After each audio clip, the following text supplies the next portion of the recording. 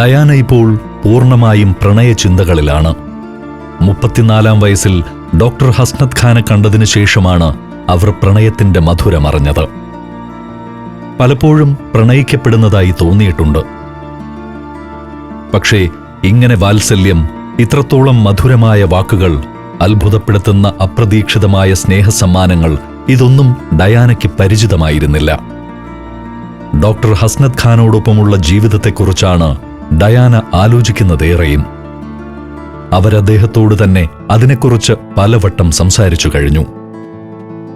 ഹസ്നത് ഖാന് ഡയാനയെ വിവാഹം ചെയ്യാൻ സമ്മതമാണ്. പക്ഷേ ഡയാനയ്ക്ക് ചുറ്റുമുള്ള മാധ്യമങ്ങളെയോ അവരുടെ അസാധാരണമായ പ്രശസ്തിയെയോ താങ്ങാൻ അദ്ദേഹത്തിന് കഴിയില്ല. ഡയാന ഇംഗ്ലണ്ടിലെ ജീവിതം മതിയാക്കി പാകിസ്ഥാനിലേക്ക് വരണം, അതാണ് അയാൾ പറയാറുള്ളത്. ഡയാനയ്ക്ക് അതൊട്ടും എളുപ്പമല്ല. മക്കൾ രണ്ടുപേരും ഇവിടെയാണ്. മാത്രമല്ല, അവർ ബ്രിട്ടനിലെ രാജകുമാരന്മാരാണ്. ഒരാളാണെങ്കിൽ ഭാവിയിൽ രാജാവാകേണ്ടയാൾ. അവർക്കൊരിക്കലും ഡയാനയ്ക്കൊപ്പം വരാൻ കഴിയില്ല. ഡയാനയ്ക്ക് അവരെ ഉപേക്ഷിച്ചു പോകുന്നതിനെക്കുറിച്ച് ആലോചിക്കാനും കഴിയില്ല. ഇനിയുള്ള കാലം ഇംഗ്ലണ്ടിൽ കഴിയാമെന്ന് ഹസ്നത് ഖാനോട് അവർ പറഞ്ഞു നോക്കി. പക്ഷേ അദ്ദേഹം ഒരിക്കലും അതിനെ അനുകൂലിച്ചില്ല. ഭാഗികമായി ഇംഗ്ലണ്ടിലും പാകിസ്ഥാനിലുമായി കഴിയാൻ പറ്റുമോ എന്ന് ഡയാന അന്വേഷിച്ചു. അയാൾ മറുപടി പറഞ്ഞില്ല. ഇതുവരെയുള്ള പരിചയത്തിൽ നിന്ന് ഡോക്ടർ അദ്ദേഹത്തിന്റെ അമ്മയുടെ ആഗ്രഹത്തിന് വിരുദ്ധമായി ഒന്നും ചെയ്യില്ലെന്ന് ഡയാനയ്ക്കറിയാം. മാത്രമല്ല, ഹസ്നത് ഖാൻ തികഞ്ഞ മതവിശ്വാസിയാണ്. അദ്ദേഹത്തെ വിവാഹം ചെയ്യണമെങ്കിൽ ഡയാന ഇസ്ലാം മതം സ്വീകരിക്കേണ്ടി വരും. സ്വന്തം അമ്മയ്ക്കോ സഹോദരങ്ങൾക്കോ ആർക്കും യോജിക്കാൻ കഴിയുന്നതല്ല ഈ നിബന്ധനകളൊന്നും. എങ്കിലും ഡയാന അക്കാര്യം പരിഗണിച്ചു. ഇസ്ലാമിനെക്കുറിച്ച് പഠിക്കാനും മനസ്സിലാക്കാനും ശ്രമിച്ചു. അക്കാര്യം ആലോചിക്കുമ്പോൾ തന്റെ സുഹൃത്തായ പാകിസ്ഥാൻ ക്രിക്കറ്റ് കളിക്കാരൻ ഇമ്രാൻഖാനെയും അദ്ദേഹത്തിന്റെ പത്നി ജമീമയെയുമാണ് ഡയാന ഓർത്തത്. പാകിസ്ഥാനിയായ ഇമ്രാൻഖാൻ ഡോക്ടർ ഹസ്നത് ഖാന്റെ അകന്ന ബന്ധു കൂടിയാണ്. ജമീമയാകട്ടെ ഒരു ഇംഗ്ലീഷുകാരിയും. ജമീമ മർസല്ല ഗോൾഡ്സ്മിത്ത് ഇമ്രാൻഖാനോടുള്ള പ്രണയത്തെ തുടർന്ന് പേരും മതവും മാറ്റുകയാണുണ്ടായത്. അവർ ഇസ്ലാമിക മതനിയമപ്രകാരം നിക്കാഹ് നടത്തുകയും ചെയ്തു. ഇപ്പോൾ പാകിസ്ഥാനിൽ ഇമ്രാനൊപ്പം കഴിയുന്നു.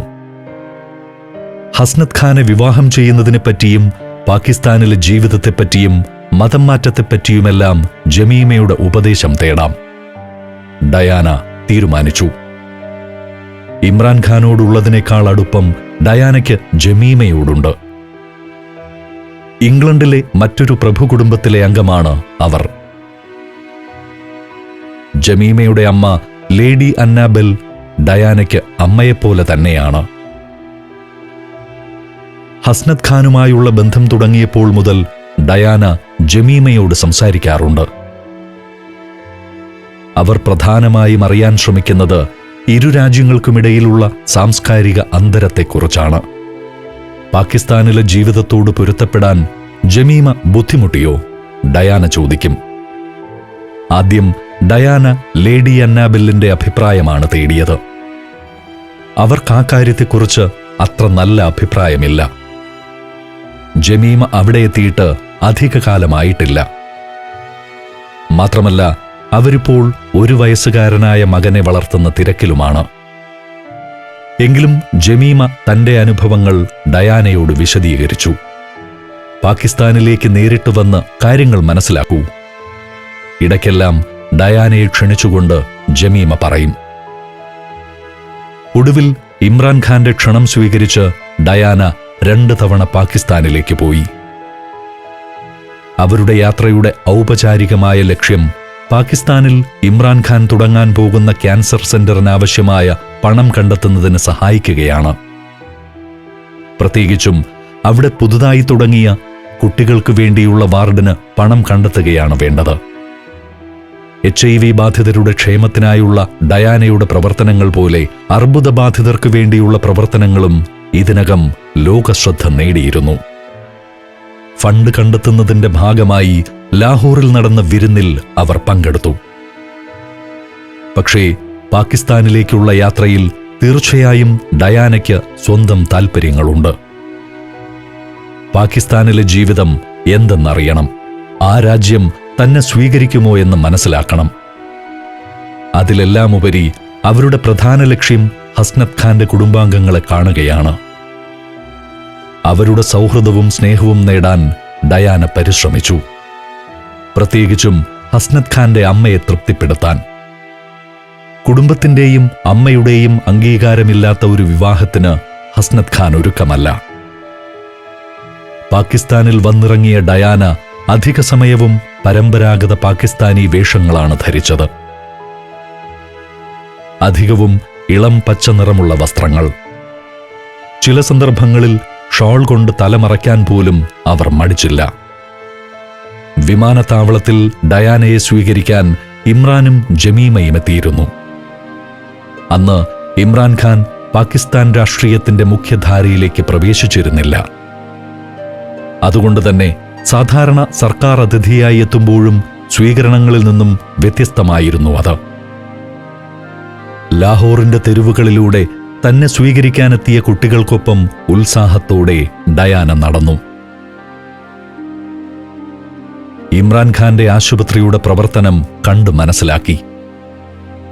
രോഗികളോട് സംസാരിച്ചു. ലാഹോറിലെ ചില സ്കൂളുകളും ഡയാന സന്ദർശിച്ചു. എന്നാൽ ഹസ്നത് ഖാന്റെ വസതിയിലേക്കുള്ള ഡയാനയുടെ സന്ദർശനം തികച്ചും രഹസ്യമായിട്ടായിരുന്നു. അവിടെ അവർക്ക് നല്ല സ്വീകരണമാണ് ലഭിച്ചത്. പാകിസ്ഥാനിലെ ഒരിടത്തരം സമ്പന്ന കുടുംബമാണ് ഹസ്നത് ഖാന്റേത്. പാരമ്പര്യ വിശ്വാസങ്ങളിൽ മുറുകെ പിടിക്കുന്നവരാണ് അവർ. ഇംഗ്ലണ്ടിലെ രാജകുമാരിയെ, ലോകപ്രശസ്തയായ ഡയാനയെ അവർ ആദരവോടെ സ്വീകരിച്ചു. പക്ഷേ അവരുടെ കുടുംബത്തിലെ ഒരു അംഗമായി അംഗീകരിക്കാൻ തയ്യാറായില്ല. ഹസ്നത് ഖാന്റെ അമ്മ ഡയാനയെ മരുമകളായി തീരുമാനിക്കാൻ ഒരുക്കമല്ല എന്ന കാര്യം അവരുടെ പെരുമാറ്റത്തിൽ നിന്ന് വ്യക്തമായിരുന്നു. തിരികെ ജമീമയുടെ അടുത്തെത്തിയപ്പോൾ ഡയാന ദുഃഖിതയായിരുന്നു. എന്താണ് അവർ തന്നെ ഒഴിവാക്കാൻ ശ്രമിക്കുന്നത്? ഡയാന ചോദിച്ചു. പാകിസ്ഥാനിലെ പഷ്തൂൺ വംശജരായ എല്ലാ അമ്മമാരുടെയും പേടി സ്വപ്നമാണ് ഒരു ഇംഗ്ലീഷുകാരിയായ മരുമകൾ. അവരത് ആഗ്രഹിക്കുന്നില്ല. പഠിക്കാനായി ഇംഗ്ലണ്ടിലേക്ക് പോകുന്ന മകൻ ഒരു ഇംഗ്ലീഷുകാരിയെ വിവാഹം ചെയ്തു കൊണ്ടുവരുന്നതിനെ അവർ ഭയക്കുന്നു. പഷ്തൂൺ വംശജ തന്നെയായ ഒരു മുസ്ലിം പെൺകുട്ടിയായിരിക്കണം തന്റെ മകന്റെ വധു എന്നാണ് ഹസ്നത് ഖാന്റെ അമ്മ ആഗ്രഹിക്കുന്നത്. ഇത്രയും പറഞ്ഞെങ്കിലും ജമീമ ഡയാനയെ സമാധാനിപ്പിച്ചു. പതുക്കെ പതുക്കെ എല്ലാം ശരിയാകും, അവർ പറഞ്ഞു. പാകിസ്ഥാനിൽ നിന്നും മടങ്ങുമ്പോൾ ഡയാന കൂടുതൽ ആശങ്കാകുലയായി. കെൻസിംഗ്ടൺ കൊട്ടാരത്തിലെ ഏകാന്ത ജീവിതത്തെ അവർ ഭയപ്പെട്ടു തുടങ്ങിയിരുന്നു.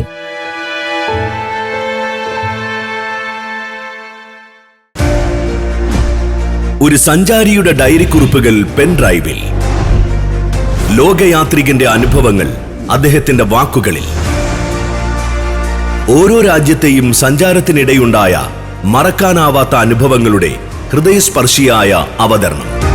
വീണ്ടും വീണ്ടും കാണാനും സൂക്ഷിച്ചു വെക്കാനും ഒരു സഞ്ചാരിയുടെ ഡയറി കുറിപ്പുകൾ വോളിയം നമ്പർ 1 സ്വന്തമാക്കാൻ ഇനി പറയുന്ന നമ്പറിലേക്ക് DK എന്ന് SMS ചെയ്യുക. DK എന്നീ 2 അക്ഷരങ്ങൾ മാത്രം. ഫോൺ 9995 444 222. അവധി ദിവസങ്ങളിൽ മടങ്ങിയെത്തുമ്പോൾ പോലും ഇപ്പോൾ കുട്ടികൾ കൂടുതൽ സമയവും ബക്കിംഗ്ഹാം കൊട്ടാരത്തിലായിരിക്കും. രാജകുടുംബാംഗങ്ങൾ ഒരുമിച്ചുള്ള യാത്രകളിൽ ഇപ്പോൾ ഡയാനയ്ക്ക് ക്ഷണമില്ല. തനിയെ ടെലിവിഷന് മുന്നിലിരിക്കുമ്പോൾ അവർ കരച്ചിലടക്കാൻ പണിപ്പെട്ടു. ഡയാനയുടെ ബട്ട്ലർ മാത്രമാണ് ഇപ്പോൾ വീട്ടിൽ അവർക്കൊപ്പമുള്ള ഒരു സുഹൃത്ത്. അയാളോട് ഡയാന തന്റെ വിഷമങ്ങളെല്ലാം തുറന്നു പറയും. എനിക്ക് ഹസ്നത്തിനെ വിവാഹം ചെയ്യാൻ കഴിയുമോ? ഇടയ്ക്കെല്ലാം അവർ ആവർത്തിച്ചു ചോദിക്കും. ഇതിനിടയിലെല്ലാം ഡയാന ആശ്വാസം കണ്ടെത്തുന്നത് സാമൂഹ്യ പ്രവർത്തനങ്ങളിൽ നിന്നാണ്. ഒരു സാമൂഹ്യ പ്രവർത്തക എന്ന നിലയിൽ ഡയാനയുടെ ജീവിതത്തിലെ ഏറ്റവും പ്രധാനപ്പെട്ട സംഭവങ്ങളിലൊന്നായിരുന്നു ലാൻഡ് മൈനുകൾക്കെതിരായുള്ള ബോധവൽക്കരണം. അതോടൊപ്പം തന്നെ ലാൻഡ് മൈനുകൾക്ക് ഇരയായവർക്കു വേണ്ടിയുള്ള പ്രവർത്തനങ്ങളും യുദ്ധാവശിഷ്ടങ്ങൾ, പ്രത്യേകിച്ചും കുഴിബോംബുകൾ മണ്ണിൽ നിന്ന് നീക്കം ചെയ്യുന്ന പ്രവർത്തനം ഏറ്റെടുത്ത് നടപ്പിലാക്കുന്ന ഹാലോ ട്രസ്റ്റിന്റെ രക്ഷാധികാരികളിൽ ഒരാളാണ് ഡയാന. ലാൻഡ് മൈനുകൾ അഥവാ കുഴിബോംബുകൾ യുദ്ധങ്ങളിൽ ശത്രുസംഹാരത്തിനായി പതിവായി ഉപയോഗിച്ചു വന്ന ഒരു മാർഗമാണ്.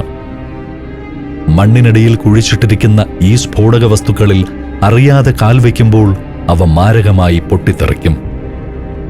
ചിലപ്പോൾ ജീവൻ നഷ്ടപ്പെടും, അല്ലെങ്കിൽ അംഗവൈകല്യം സംഭവിക്കും. ഒരിക്കലും പരിഹരിക്കാനാവാത്ത ഈ ക്രൂരതയ്ക്കിരയാകുന്നവർ യുദ്ധവുമായി ഏതെങ്കിലും തരത്തിൽ ബന്ധമുള്ളവരല്ല. സാധുക്കളായ ഗ്രാമീണരായ മനുഷ്യർ. ആഫ്രിക്കയിലെ പല രാജ്യങ്ങളിലും ഇത്തരം ലാൻഡ് മൈൻ ഫീൽഡുകൾ തന്നെയുണ്ട്. കുട്ടികളുൾപ്പെടെ നിരവധി ആളുകളാണ് ഇവിടെ അപകടത്തിൽപ്പെടുന്നത്. ഇതിനെക്കുറിച്ചെല്ലാം അറിഞ്ഞപ്പോൾ മുതൽ ഡയാന ലാൻഡ് മൈനിന്റെ ഇരകളായവരെ നേരിട്ട് കാണണമെന്നും അവർക്ക് വേണ്ടി കഴിയുന്നതൊക്കെ ചെയ്യണമെന്നും ആഗ്രഹിച്ചു. 1997 ജനുവരിയിൽ ഡയാന അങ്കോളിയയിലേക്ക് പോകാൻ തീരുമാനിച്ചത് അതിന്റെ ഭാഗമായിട്ടാണ്. റെഡ് ക്രോസ് സൊസൈറ്റിയുടെ സഹകരണത്തോടെയായിരുന്നു ആ യാത്ര. അങ്കോളയിലെ ഊംബോ പ്രവിശ്യയിലുള്ള ഹാലോ ട്രസ്റ്റിന്റെ പ്രവർത്തനങ്ങളുടെ ഭാഗമാകണം. 1994 മുതൽ അവർ അങ്കോളയിലെ വിവിധ പ്രദേശങ്ങളിൽ നിന്നും കുഴിബോംബുകൾ നീക്കം ചെയ്യാനുള്ള പരിശ്രമത്തിലാണ്. ആഭ്യന്തര യുദ്ധം തുടരുന്ന ഒരു രാജ്യമാണ് അത്. അവിടെ ഡയാന ആദ്യമെത്തിയത് റെഡ് ക്രോസ് സൊസൈറ്റി ഓഫീസുകളിലാണ്. റെഡ് ക്രോസിന്റെ ചിഹ്നമുള്ള ഉടുപ്പാണ് ഡയാനയും ധരിച്ചിരുന്നത്. അവിടെ നടന്ന ഹ്രസ്വമായ മീറ്റിംഗിൽ റെഡ് ക്രോസ് പ്രവർത്തകർ ഡയാനയോട് കാര്യങ്ങൾ ചുരുക്കി വിശദമാക്കി കൊടുത്തു.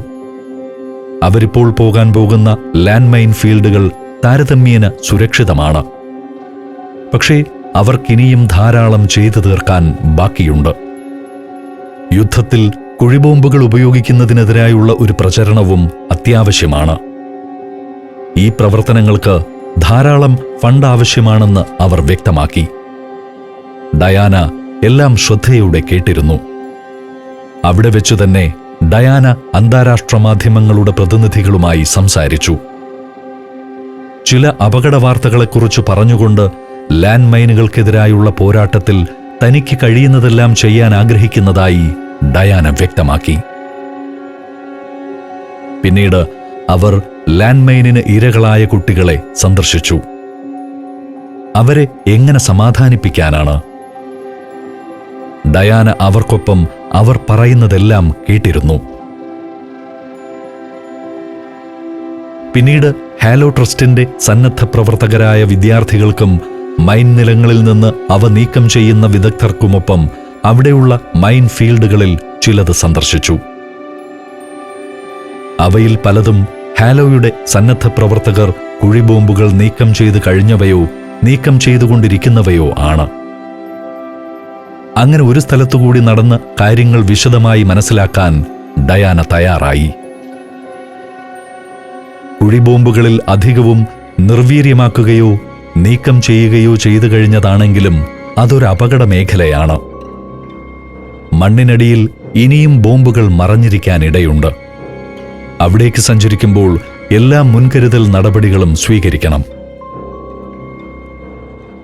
ഡയാന ഹെൽമറ്റും സുരക്ഷാ കവചങ്ങളും അണിയുമ്പോൾ അവർക്കൊപ്പമെത്തിയ മാധ്യമപ്രവർത്തകർ അവരുടെ ക്യാമറകൾ പ്രവർത്തിപ്പിച്ചു തുടങ്ങി. സുരക്ഷാ കവചങ്ങൾ ധരിക്കാൻ സഹായിക്കുന്നതിനൊപ്പം സന്നദ്ധ പ്രവർത്തകർ അവർക്ക് വേണ്ട നിർദ്ദേശങ്ങൾ നൽകുന്നുണ്ട്. എന്തെങ്കിലും സംശയം തോന്നിയാൽ ചോദിക്കാൻ മടിക്കരുത്, അവർ പറഞ്ഞു. നിങ്ങൾക്ക് സംശയം തോന്നുന്ന ഇടം ചിലപ്പോൾ സുരക്ഷിതമായിരിക്കും, ചിലപ്പോൾ ആയിരിക്കില്ല. അങ്ങനെ ഒരു സന്ദർഭത്തിലെത്തിയാൽ അനങ്ങാതെ നിൽക്കുക, സ്വയം ശ്രദ്ധിക്കുക. എന്തെങ്കിലും ശബ്ദം കേൾക്കുന്നുണ്ടോ എന്ന് കാതോർക്കുക. നിർദ്ദേശങ്ങളെല്ലാം നൽകിയതിനു ശേഷം അവരൊരുമിച്ച് നടന്നു തുടങ്ങി. ഡയാന അവിടെ മൈൻ നീക്കം ചെയ്യുന്ന ജോലിയിൽ ഏർപ്പെട്ടിരിക്കുന്നവരെ കണ്ടു. ഒരു കുഴിബോംബ് നിർവീര്യമാക്കുന്നതിൽ പങ്കാളിയാവുകയും ചെയ്തു. ഡയാനയ്ക്കൊപ്പമെത്തിയ മാധ്യമപ്രവർത്തകർ ആ ദൃശ്യങ്ങൾ പൂർണ്ണമായും ചിത്രീകരിക്കുന്നുണ്ട്. ലാൻഡ് മൈൻ ഫീൽഡ് സന്ദർശനം കഴിഞ്ഞു മടങ്ങുമ്പോൾ മാധ്യമപ്രവർത്തകർ ഡയാനയോട് ചോദ്യങ്ങൾ ചോദിക്കുന്നുണ്ടായിരുന്നു. അവരുടെ കൂട്ടത്തിൽ ഒരു ബ്രിട്ടീഷ് മാധ്യമപ്രവർത്തക ഡയാനയോട് ചോദിച്ചു, മാം, നിങ്ങൾക്കിപ്പോൾ ഇത്തരം കാര്യങ്ങളിൽ നിർദ്ദേശം നൽകാനുള്ള നിയമപരമായ അവകാശമില്ലെന്ന് ബ്രിട്ടനിലെ ഒരു മന്ത്രി പറഞ്ഞല്ലോ. വിവാഹമോചനത്തിലൂടെ ഡയാനയ്ക്ക് നഷ്ടമായ പദവികൾ സൂചിപ്പിക്കുന്നതായിരുന്നു ചോദ്യം. ഞാൻ ഈ ഗുരുതരമായ പ്രശ്നം ലോകത്തിന്റെ ശ്രദ്ധയിൽ കൊണ്ടുവരാൻ ശ്രമിക്കുന്നു, അത്രമാത്രം. അങ്ങനെയായിരുന്നു ഡയാനയുടെ മറുപടി. ബ്രിട്ടീഷ് സർക്കാർ അപ്പോഴും ലാൻഡ് മൈൻ നിരോധിച്ചിരുന്നില്ല. അതുകൊണ്ട് തന്നെ ബ്രിട്ടനിലെ രാഷ്ട്രീയ കക്ഷികൾക്ക് ഇഷ്ടപ്പെടുന്നതായിരുന്നില്ല ലാൻഡ് മൈൻ ദുരന്തത്തിനെതിരായുള്ള ഡയാനയുടെ ഇടപെടൽ. ഡയാനയാകട്ടെ ഇത്തരം കാര്യങ്ങളിൽ രാഷ്ട്രീയക്കാരുടെ സ്വാർത്ഥതയെ നിശിതമായി കുറ്റപ്പെടുത്തുകയും ചെയ്തു. ഇത്തരം കാര്യങ്ങളിൽ ഇടപെടാൻ ഡയാനയ്ക്ക് അവകാശം നഷ്ടമായി എന്ന ന്യായമായിരുന്നു അവരിൽ പലരുടെയും പ്രതികരണം. അതേസമയം ഹാലോ ട്രസ്റ്റ് ഡയാനയുടെ ഇടപെടലിനെ പൂർണ്ണമായും അനുകൂലിച്ചു. അങ്കോളയിലെ മൈൻ നിലങ്ങളിലേക്കുള്ള ഡയാനയുടെ യാത്ര ആഗോള മാധ്യമങ്ങൾ വലിയ പ്രാധാന്യത്തോടെയാണ് പ്രസിദ്ധീകരിച്ചത്. ഡയാനയുടെ ഇടപെടൽ ആഗോളതലത്തിൽ തന്നെ ഈ വിഷയത്തെക്കുറിച്ചുള്ള ചോദ്യങ്ങൾ ഉയർത്തി. ഇത്രയും പ്രാകൃതമായ ഒരു യുദ്ധമുറ മുൻനിര രാജ്യങ്ങൾ പോലും ഇനിയും ഉപേക്ഷിച്ചിട്ടില്ലേ എന്ന് ആളുകൾ ആലോചിച്ചു തുടങ്ങി. ഡയാനയാകട്ടെ ഹാലോ ട്രസ്റ്റിന്റെ സഹായത്തോടെ ഈ പ്രവർത്തനവുമായി ഏറെ ദൂരം മുന്നോട്ടുപോയി. 1997 ജൂണിൽ ബ്രിട്ടനിലെ റോയൽ ജിയോഗ്രഫിക്കൽ സൊസൈറ്റി ലാൻഡ് മൈനുമായി ബന്ധപ്പെട്ട് നടത്തിയ ഒരു കോൺഫറൻസിൽ ഡയാന സംസാരിച്ചു. പിന്നീടവർ അമേരിക്കൻ റെഡ് ക്രോസ് സൊസൈറ്റിയുമായി സഹകരിച്ചുകൊണ്ടും ഈ പ്രവർത്തനങ്ങൾ മുന്നോട്ട് കൊണ്ടുപോയി. അമേരിക്കൻ റെഡ് ക്രോസ് സൊസൈറ്റി നടത്തുന്ന ലാൻഡ് മൈൻ വിരുദ്ധ ക്യാമ്പയിനിൽ പങ്കെടുക്കാനായി വാഷിംഗ്ടൺ DC-യിലേക്ക് ഒരു യാത്ര നടത്തി. സാമൂഹ്യ പ്രസക്തിയുള്ള വിഷയങ്ങളിൽ ഇടപെടുമ്പോൾ അതിൽ ഒരു വിട്ടുവീഴ്ചയും വരാതിരിക്കാൻ ഡയാന എപ്പോഴും ശ്രദ്ധിച്ചു. 1997 ജനുവരിയിൽ ഡയാന അങ്കോളയിലേക്ക് പോകാൻ തീരുമാനിച്ചത് അതിന്റെ ഭാഗമായിട്ടാണ്.